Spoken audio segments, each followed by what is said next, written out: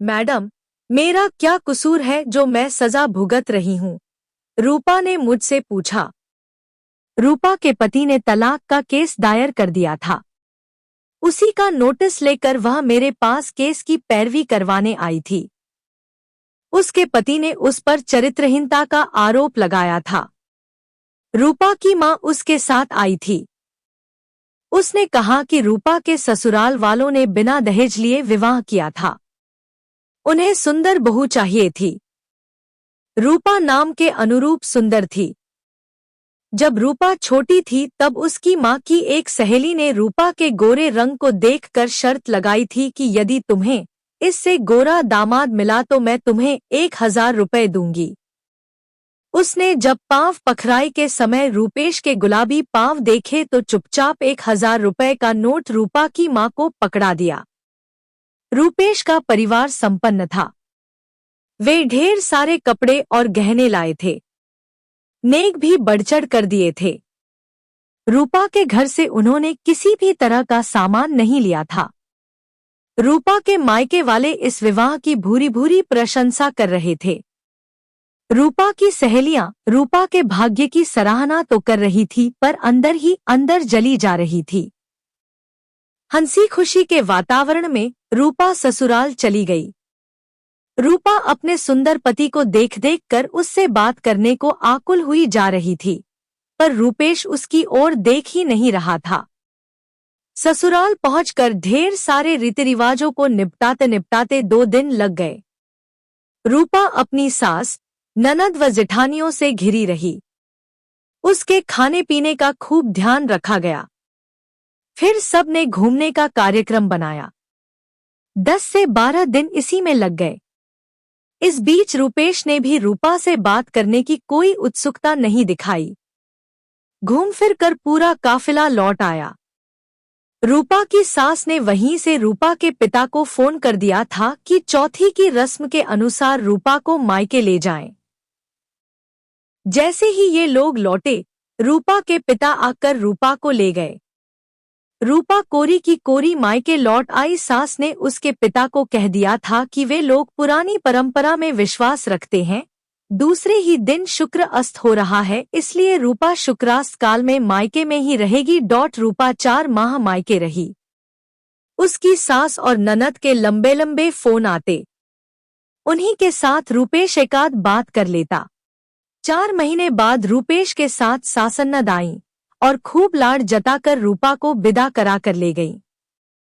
ननद ने अपना घर छोड़ दिया था और उसका तलाक का केस चल रहा था। वह मायके में ही रहती थी। इस बार रूपेश के कमरे में एक और पलंग लग गया था। डबल बेड पर रूपा अपनी ननद के साथ सोती थी व रूपेश अलग पलंग पर सोता था। रूपेश को उसकी मां व बहन अकेला छोड़ती ही नहीं थी जो रूपा उससे बात कर सके। 1 से 2 माह तक तो ऐसा ही चला। फिर ननद के दोस्त प्रमोद का घर आना जाना बढ़ने लगा। धीरे धीरे सासन्नद ने रूपा को प्रमोद के पास अकेला छोड़ना शुरू कर दिया। रूपेश का तो पहले जैसा ही हाल था। एक दिन जब रूपा प्रमोद के लिए चाय लाई तो उसने रूपा का हाथ पकड़कर अपने पास यह कहकर बिठा लिया, अरे भाभी, देवर का तो भाभी पर अधिकार होता है। मेरे साथ बैठो। जो तुम्हें रूपेश नहीं दे सकता वह मैं तुम्हें दूंगा। रूपा किसी प्रकार हाथ छुड़ाकर भागी और उसने सास से शिकायत की। सास ने प्रमोद को तो कुछ नहीं कहा, रूपा से ही बोली, तो इसमें हर्ज ही क्या है? देवर भाभी का रिश्ता ही मजाक का होता है। रूपा सन्न रह गई। वह आधुनिक जरूर थी पर उसका परिवार संस्कारी था, और यहाँ तो संस्कार नाम की कोई चीज ही नहीं थी। प्रमोद की छेड़खानी बढ़ने लगी। उसे सास व ननद का प्रोत्साहन जो था। एक दिन रूपा ने चुपके से पिता को फोन कर दिया।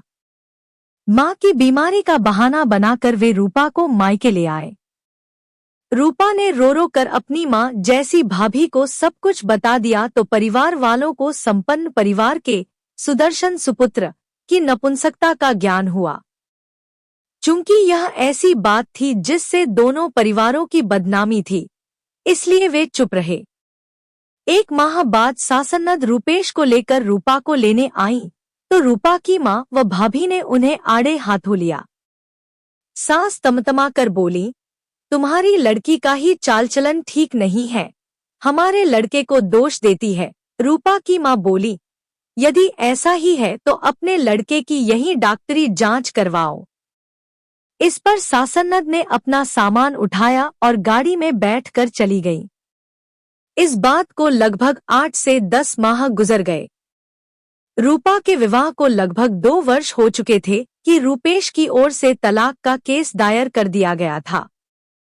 रूपा के प्रमोद के साथ संबंधों को आधार बनाया गया था और प्रमोद को भी पक्षकार बनाया था ताकि प्रमोद रूपा के साथ अपने संबंधों को आधार बनाया गया था और प्रमोद को भी पक्षकार बनाया था ताकि प्रमोद रूपा के साथ अपने संबंधों को स्वीकार कर रूपा को बच्चलन सिद्ध कर सके।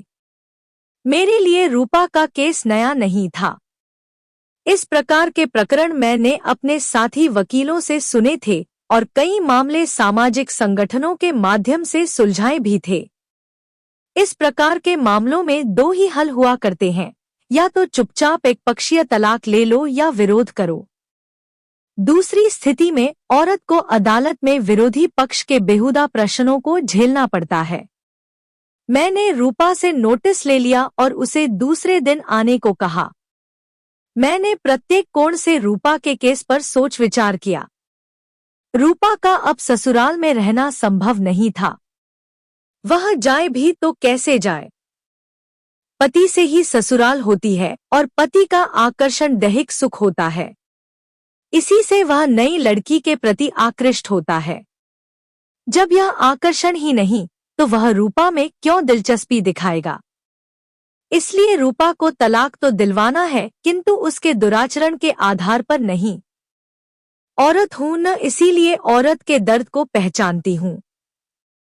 सोच विचार कर मैं इस निष्कर्ष पर पहुंची कि अलग से नपुंसकता के आधार पर केस लगाने के बजाय मैं इसी में प्रतिदावा लगा दूं। हिंदू विवाह अधिनियम में इसका प्रावधान भी है। दोनों पक्षकार हिंदू हैं और विवाह भी हिंदू रीति रिवाजों के अनुसार संपन्न हुआ है। दूसरे दिन रूपा, उसकी माँ व भाभी आईं तो मैंने उन्हें समझा दिया कि हम लोग उनके प्रकरण का विरोध करेंगे। साथ ही उसी प्रकरण में रूपेश की नपुंसकता के आधार पर तलाक लेंगे। इसलिए पहले रूपा की जांच कराकर डॉक्टरी प्रमाण पत्र ले लिया जाए। पूरी तैयारी के साथ मैंने पेशी के दिन रूपा का प्रतिदावा न्यायालय में प्रस्तुत कर दिया। साथ ही एक आवेदन कैमरा प्रोसीडिंग का भी लगा दिया, जिसमें सुनवाई के समय मात्र जज और पक्षकार ही रहें और इस प्रक्रिया का निर्णय कहीं प्रकाशित न हो। जब प्रतिदावा रूपा की सासन्नद को मिला तो वे बहुत बौखलाईं। उन्हें अपने लड़के की कमजोरी मालूम थी। प्रमोद को इसीलिए परिचित कराया गया था ताकि रूपा उससे गर्भवती हो जाए तो रूपेश की कमजोरी छिप जाए और परिवार को वारिस मिल जाए। मैंने न्यायालय से यह भी आदेश ले लिया कि रूपेश की जांच मेडिकल बोर्ड से कराई जाए। इधर उधर बहुत हाथ पैर मारने पर जब रूपा की सासन्नद थक गई तो समझौते की बात लेकर मेरे पास आई। रूपा के पिता भी बदनामी नहीं चाहते थे, इसलिए मैंने विवाह का पूरा खर्च व अदालत का खर्च उनसे रूपा को दिलवाकर राजीनामा से तलाक का आवेदन लगवा दिया। विवाह होने से मुकदमा चलने तक लगभग 2.5 वर्ष हो गए थे। रूपा को भी मायके आए लगभग 1.5 वर्ष हो गए थे। इसलिए राजीनामे से तलाक का आवेदन स्वीकार हो गया। दोनों पक्षों की मान मर्यादा भी कायम रही। इस निर्णय के लगभग 5 से 6 माह बाद मैं कार्यालय में बैठी थी। तभी रूपा एक सांवले से युवक के साथ आई। उसने बताया कि वह उसका पति है, स्थानीय कॉलेज में पढ़ाता है। 2 माह पूर्व उसने कोर्ट मैरिज की है। उसकी मां ने कहा कि हिंदू संस्कार में स्त्री एक बार ही लग्न वेदी के सामने बैठती है, इसलिए दोनों परिवारों की सहमति से उनकी कोर्ट मैरिज हो गई।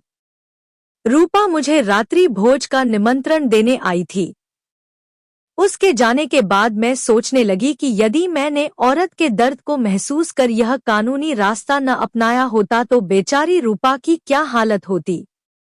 अदालत में दूसरे पक्ष का वकील उससे गंदे गंदे प्रश्न पूछता। वह उत्तर न दे पाती तो रूपेश को उसके दुराचारिणी होने के आधार पर तलाक मिल जाता। फिर उसे जीवन भर के लिए बदनामी की चादर ओढ़नी पड़ती। सासन्नत की करनी का फल उसे जीवन भर भुगतना पड़ता। जब तक औरत अबला बनी रहेगी उसे दूसरों की करनी का फल भुगतना ही पड़ेगा। समाज में उसे जीना है तो सिर उठाकर जीना होगा।